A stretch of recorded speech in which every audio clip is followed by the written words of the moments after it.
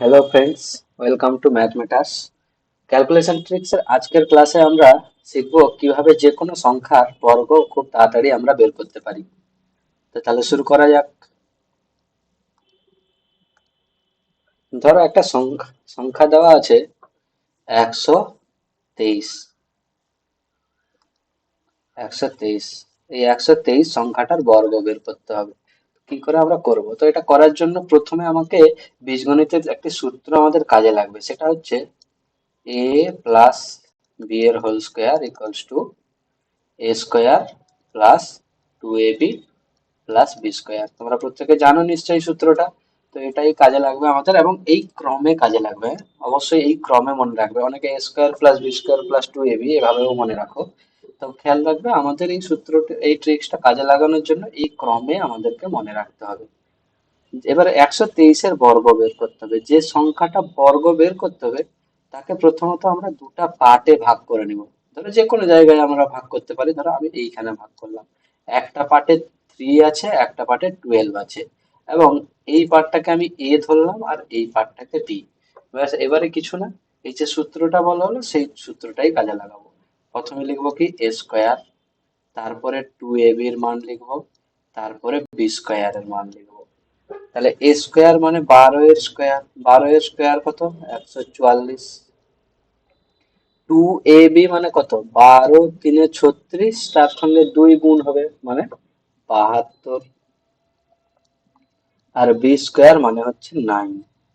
এবারে তাহলে 123-এর বর্গ কত হবে? 123-এর বর্গ কত হবে? না, আমরা দেখবো যে ডান দিকে বি এর মানে কটি সংখ্যা নিয়েছিলাম? একটি সংখ্যা নিয়েছিলাম, 3।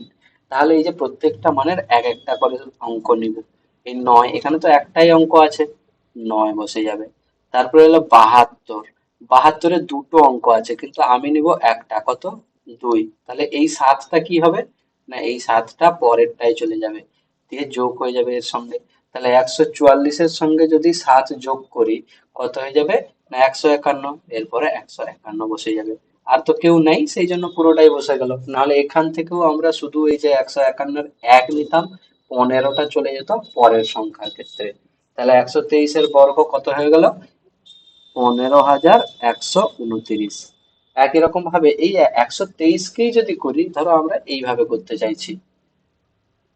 123ই আছে, দুটো পোর্শনে যে ভাগ করছে সেটা হচ্ছে 1 আর 23। সেক্ষেত্রে আমরা কিভাবে করব? তাহলে এ ধরেছি 1 আর বি ধরেছি 23-কে। তাহলে লিখবো A square plus 2ab plus B square এর মান। প্লাস করবো না, সংখ্যাগুলোকে, এই টার্ম গুলোকে লিখবো। তাহলে এ স্কোয়ার এর মানে কত? 1। বি স্কোয়ার 2ab কত? না, 23 × 2 = 46 হবে। এবং 23-এর বর্গ, বি স্কোয়ার মানে 23-এর বর্গ, কত হবে? 529। এবারে বি এর মানে কটি বা কটি নিয়েছি? কটি সংখ্যা? দুটো সংখ্যা আছে, মানে দুটো অঙ্ক আছে।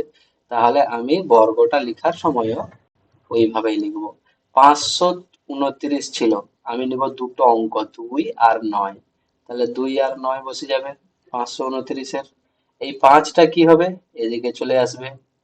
তাহলে 46 আর 5 যোগ হবে। 46 আর 5 যোগ হলে কত হবে? না, 51। তাহলে 51 বসে যাবে। এরপর পরের সংখ্যাটা, এখানে দুটো নিতে হলেও আছে তো একটাই, তাহলে একটাই বসিয়ে দিব। আর তো নেই তারপরে এক। তাহলে উভয় ক্ষেত্রে আমাদের মানও একই এসছে বর্গের।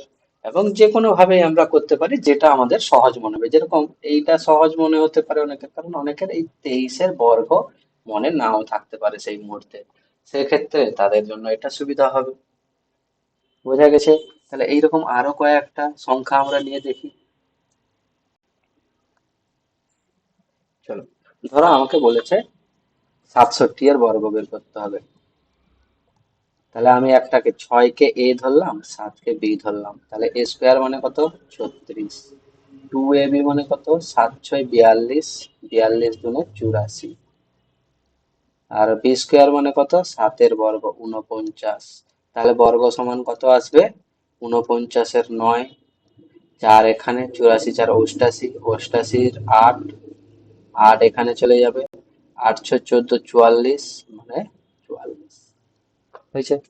একই রকম ভাবে ধরো আছে 102, 102 এর বর্গ। আমি 10 আর 2 কে ভাগ করলাম, 10 কে এ, 2 কে বি ভাবলাম, তাহলে 10 এর বর্গ হচ্ছে 100,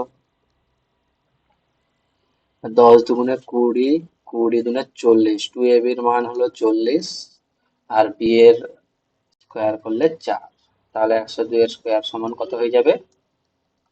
তো প্রথমে 4 বসে যাবে, তারপরে 40-এর শূন্য বসে যাবে, এবং এই 4টা চলে যাবে এদিকে, হয়ে যাবে 104। তাহলে এটাই হয়ে গেল 102 এর বর্গ। তো তোমরা নিশ্চয়ই বুঝতে পেরেছো কিভাবে করতে হবে। এবারে যে কোনো সংখ্যারই তোমরা এইভাবে করতে পারো। আমাকে তোমরা কমেন্ট করে জানাবে যে 89 এর বর্গ কত হবে, আর 37 এর বর্গ কত হবে। যদিও 37 এর বর্গ অনেকের মুখস্থ আছে, তোমরা এই নিয়ম দিয়ে করার চেষ্টা করবে, কত হয় দেখবে। তো থ্যাংক ইউ। আজকের ক্লাসে আমরা শিখলাম তাহলে কি, to find the square of any numbers. তো ভিডিওটা যদি ভালো লেগে থাকে তাহলে অবশ্যই লাইক করে দিও, আর যারা নতুন আছো এই চ্যানেলে তারা অবশ্যই সাবস্ক্রাইব করে দিও, তাহলে এইরকম ভিডিও আমরা আরো তোমরা দেখতে পাবে।